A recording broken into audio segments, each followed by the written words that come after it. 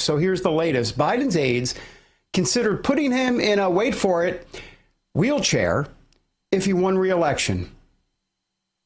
That's right. Axios notes that aides discuss the extent of Biden's declining health, particularly his spine. The new book also gets into how aides tried to hide Biden's health while he was running. For more, let's bring in the host of the Ike Wingate show. That would be, well, shockingly, I guess, Ike Wingate, because that's the name of the show. Hey, Ike, great to have you. So, you know, I have to say, on a serious note, I really am outraged that Jake Tapper is co-author on this book, because I want to see an entire chapter of him literally apologizing for being part of the cover-up.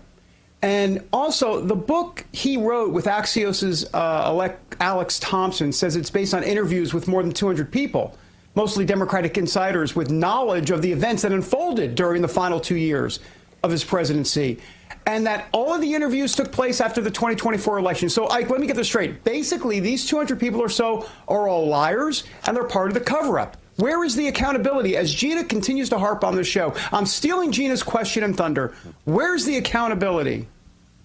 It's a book full of hypocrisy is what Jake Tapper's book is actually going to end up being. The entire time, they told us things were going splendidly, like Leave It to Beaver. It actually was more in reality like Tales from the Crypt. They were hiding all of this stuff from us, lying to us, telling us we were conspiracy theorists on the right for saying something is wrong here.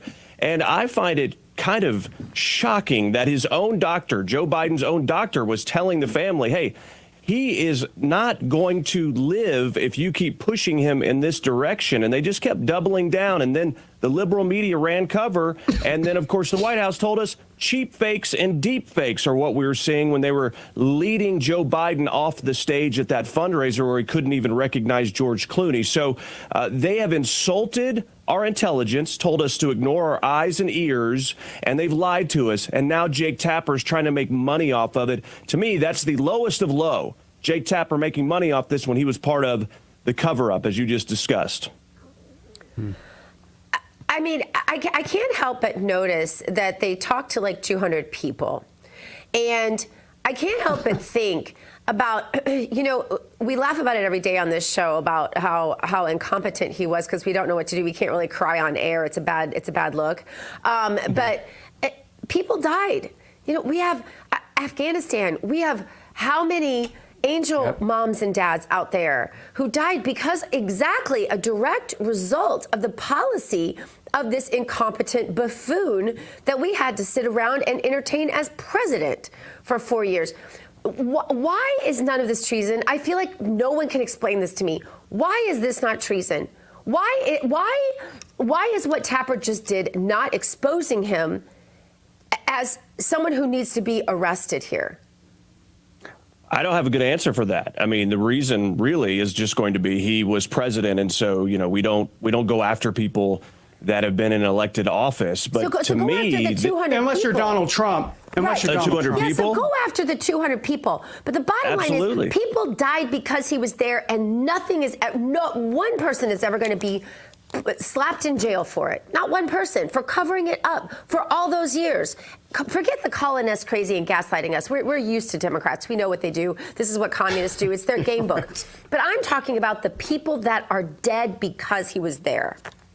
Yeah, you're absolutely right. I've spoken to many of the Gold Star families who lost family members at Abbey Gate and Afghanistan, and it's absolutely devastating. It's indefensible. A lot of it is aimed at General Milley. But to your point, those around that sort of enabled this cover-up to continue and ran cover for Joe Biden and whoever was making the decisions. I mean, a lot of it goes back to who the heck was calling the shots on this auto pen stuff. That's really where I think true accountability could come into play here. I think it's going to be hard to prove that Joe Biden specifically was part of, you know, a cover-up or manipulating the American people. That might be hard to prove because, remember, he's just a well-meaning old man, as Robert Hur's investigation uncovered, and then he, wasn't brought on trial for those classified documents. But who was in charge of the auto pen? Who was around him, insulating, making decisions? Here's an interesting point: is Joe Biden would come out and talk about how great the economy was doing, how great he was doing in the polling, and the whole time I'm watching it going, what reality is this guy in? Well, we find out later on they actually didn't share this information with him. He used to be able to meet directly with his pollsters. After a while, they never got in the same room together. So you got to wonder, who was it that was keeping information from Joe Biden, and who was it that was in charge of the auto pen? You got to wonder, and if anyone is ever going to be punished. Ike Wingate, thank you so much for being on the show. Thank you.